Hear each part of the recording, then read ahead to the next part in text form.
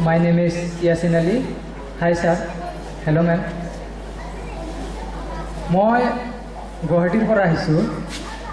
গাড়ীৰ পৰা নামি এই বাটতে আহি আছোঁ, হঠাতে মোৰ ভৰিৰ লগত খুন্দা খাই এটা বটলৰ পৰা জিন ওলাই আহিল।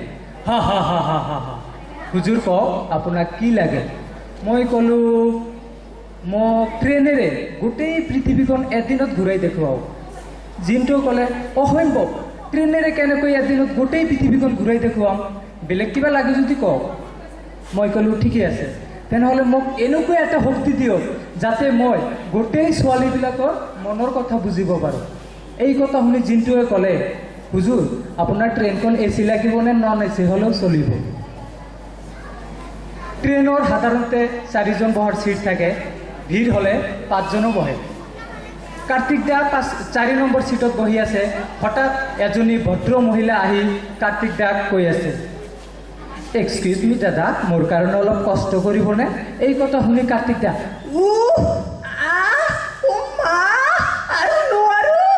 হ'ব নে আৰু কৰিব লাগিব?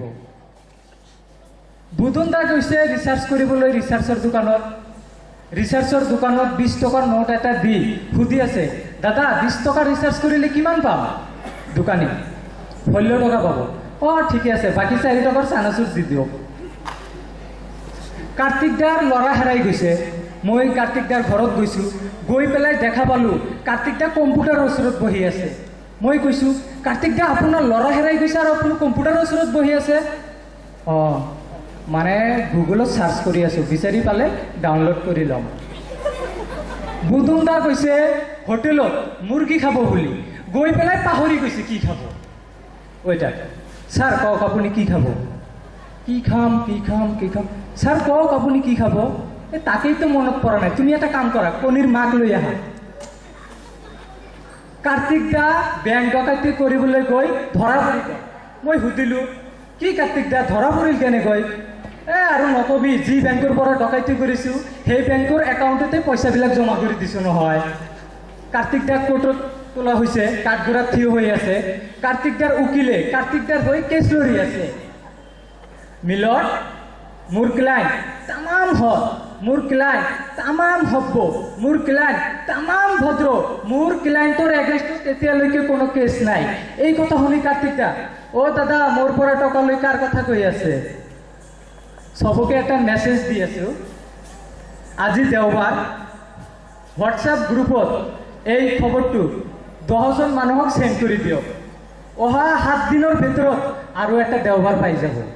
আৰু যদি নিদিয়ে তেনেহ'লে আজি ৰাতি টোপনি যাব, টোপনিৰ পৰা পুৱা ঠাৰ পাই দেখা পাব এটা সোমবাৰ আহি গৈছে। আমাৰ দেশ 60 বছৰ পাৰ হৈ গ'ল স্বাধীন হোৱাত, এতিয়ালৈকে ডেভেলপ কাউণ্ট্ৰি হ'ব পৰা নাই, ডেভেলপিং কাউণ্ট্ৰিহে। আমাৰ দেশৰ জনসংখ্যা 110 কোটি, তাৰ ভিতৰত 30 কোটি কণমানি ল'ৰা ছোৱালী, কেনেকৈ উন্নতি হ'ব? বাকী থাকিল 80 কোটি, তাৰ ভিতৰত 40 কোটি বৃদ্ধা বৃদ্ধ, কেনেকৈ উন্নতি হ'ব?